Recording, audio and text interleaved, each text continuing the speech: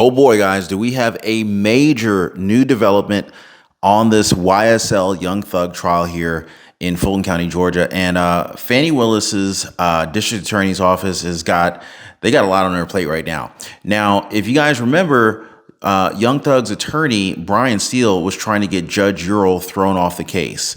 Essentially, he's filed a motion to have the judge recuse himself from the case. Now, the problem is that the judge is actually the person who determines whether he himself would get thrown off. So, of course, he's like, look, I'm not going to let you fire me from this case. So he essentially threw it out. But guess what? A new development has come out that a writ of mandamus has been filed with the Supreme Court of Georgia. Now, we've seen all sorts of shenanigans go on in this courtroom. Okay. You recall that I came back there with Mr. Steele, gentleman back there with the grayish white hair, Mr. Matthews, this gentleman right here with the very gray hair, right, and Miss Westmoreland. Yeah. I'll sustain that objection.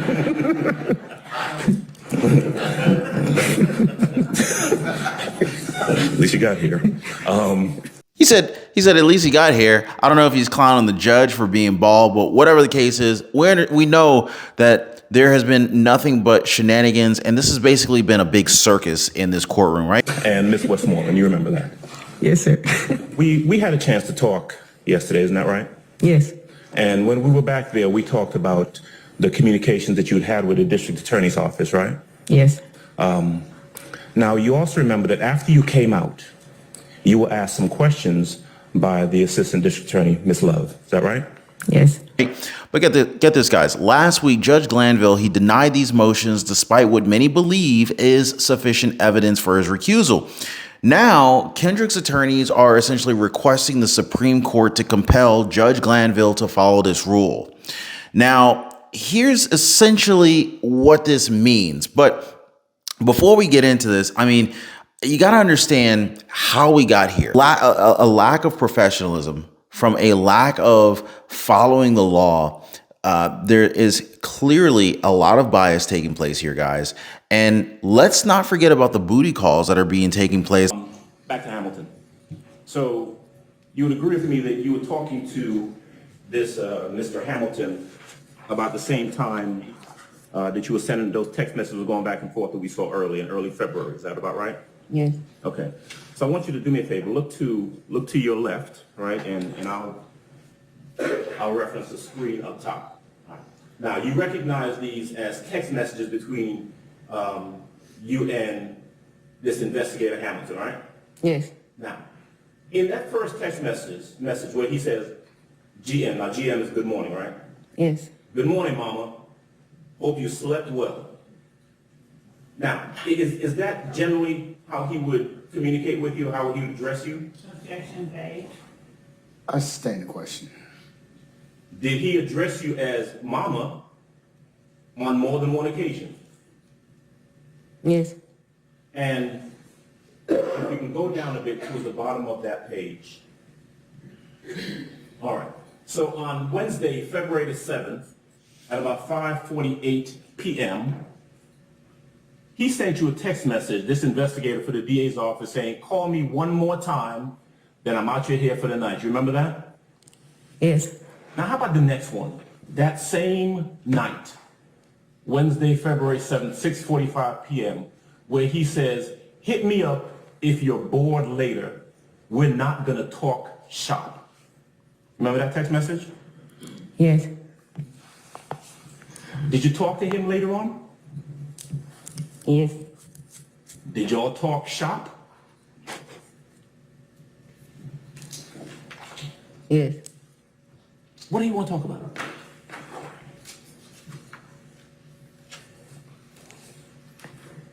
Going out.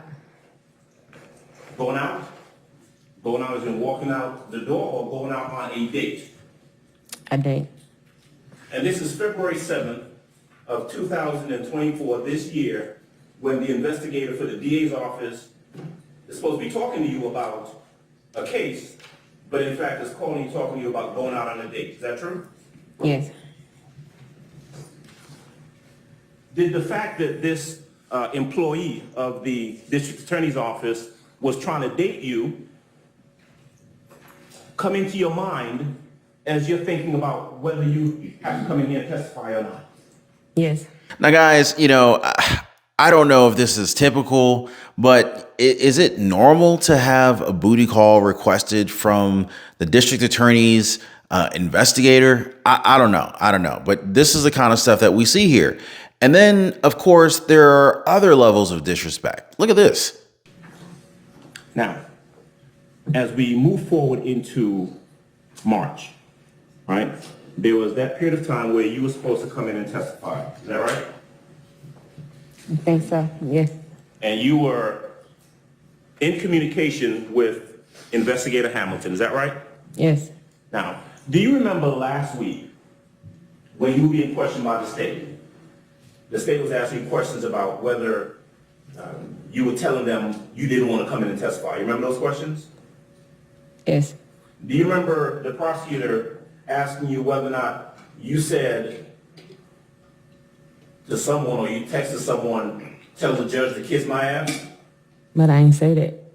All right, do you remember asking that, right? Yeah. Yes. All right. You did not Right. say that, did you? No. It said what I said. I told the judge to call me, not kiss my ass. So the text message that's dated Tuesday, March 26, 8:06 p.m. that you were asked about earlier and that was put up on the screen where it says, well, I was in an accident. I'm just now leaving the hospital. Like said, I don't give a fuck if they lock me up. What that gonna do? Shit, so can you get the judge to call me? Those your words? Yes. Because they're about to see some more of their attorneys be on the news or in jail too for sexual harassment. Please do. That's your text message, right? Yes. That is verbatim your text message, right? Yes. So when you were asked last week, or when it was suggested that you said, tell the judge to kiss my ass, that is not what you said, is it? No. She told the judge what? All right, guys, but here's what all of this means, right? So DeMonte Kendrick's attorneys, Douglas Weinstein, Katie Hingerty, and Jay Apt are asking the Georgia Supreme Court to order Judge or Chief Judge Ural Glanville to follow a specific rule. This rule is 253. Now, this particular rule states that if a judge receives a motion to recuse or disqualify and there's an affidavit that provides sufficient evidence for recusal, the judge should consider stepping down. Now, here's the core of this motion here. You've got Kendrick through his attorneys. He's filing a emergency petition for a writ of mandamus, arguing that Judge Glanville has committed serious breaches of the Georgia Code of Judicial Conduct, ultimately violating Kendrick's state and federal constitutional rights. They emphasize that the issue is not with any specific rulings, but with the Judge Glanville's conduct, which they argue essentially is, for grounds for recusal. So Judge Glanville, he denied the motions for recusal 3 times and refused requests for immediate review. And so this obstruction has prevented a neutral party from being able to review allegations of judicial misconduct, which, if true, would be serious violations to judicial ethics. So Judge Glanville, he also denied providing a transcript of this secret ex parte proceeding, claiming judicial privilege, which hindered the defense's ability to seek relief. So he suggested that all of these issues should be addressed upon appeal, which obviously would take a very long time to do. There are estimates that this case could run out, a year, couple years, possibly. So that's not really an option for the defense, to be honest with you. It's not a realistic option. So this situation has led Kendrick's attorneys to file this emergency petition seeking immediate intervention from the Supreme Court to ensure that a fair trial is had by having a disinterested party review Judge Glanville's conduct. So let's take a look at this Supreme Court, state of Georgia here. You can see DeMonte Kendrick, Petitioner versus Chief Judge Ural Glanville. And here we go. DeMonte Kendrick's emergency petition for writ of mandamus and stay of proceedings. So let's go ahead and get to the meat of this here. All right, so here we go. Comes now. DeMonte Kendrick, petitioner, by and through his undersigned counsels, brings this emergency petition for writs of mandamus and a stay of proceedings, showing as follows.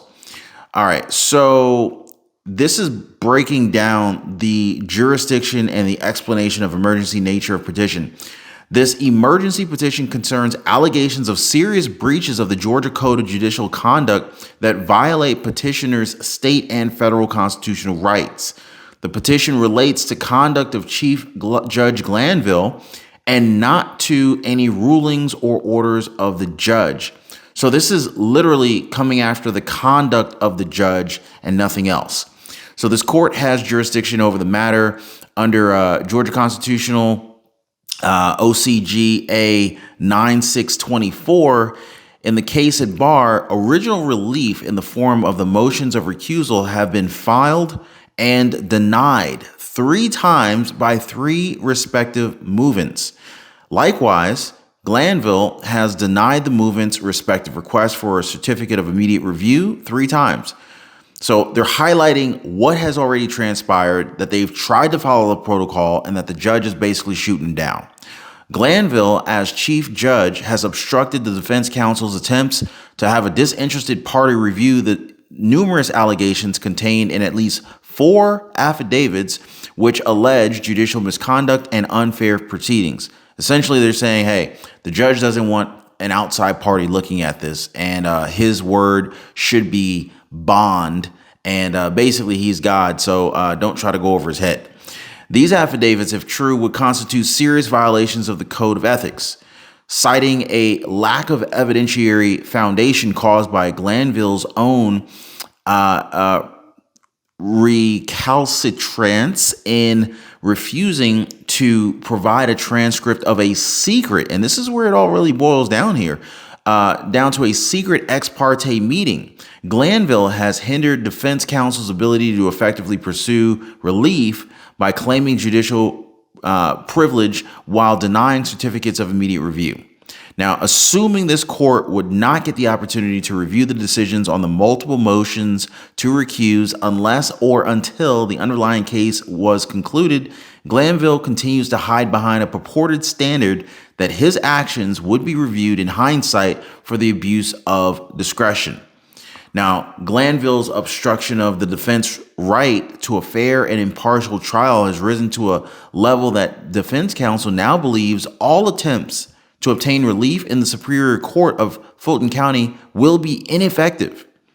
3 motions, count them, 3 motions for recusal have been filed and denied, and 2 writs of mandamus are already attached to the instant case, which were filed and pending for more than about 1 year. So basically, these motions get filed and they sit on someone's desk somewhere and they're getting ignored. Therefore, any effort to file a writ of mandamus in Fulton County would be heard by Chief Judge Glanville, would result in frustration and a lack of action based on what we've seen in the past. So Glanville's court is where the writs go to die. And as the present petition for writ of mandamus would go to Glanville if filed in Fulton County Superior Court, Petitioner has no option other than the Georgia Supreme Court to exercise its discretion and consider the defendant's claims. So basically, the attorney is leveraging this writ of mandamus to essentially establish what the problem is with the judge's conduct, number 1. Number 2, prove that they have tried to go through the proper protocol, which is filing specific motions to address the judge's behavior. But of course, the judge is in control of responding to those motions, and he's essentially denying all of them.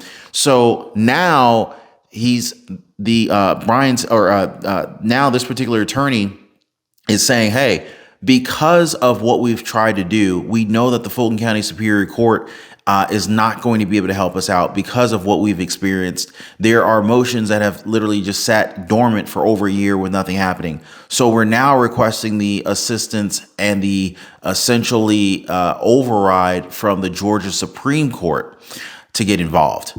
So it goes on here to say a secret ex parte proceeding was held on June 10th, 2024 in attendance with Glanville, sworn witness, Kenneth Copeland, prosecutors, Adrian Love, Hilton, investigators from the Fulton County DA's office, and members of the Fulton County Sheriff's Office. As a result of the proceeding in June 12, 2024, Petitioner requested that the presiding Judge Glanville recuse himself from Petitioner's trial for, among other counts, count 2.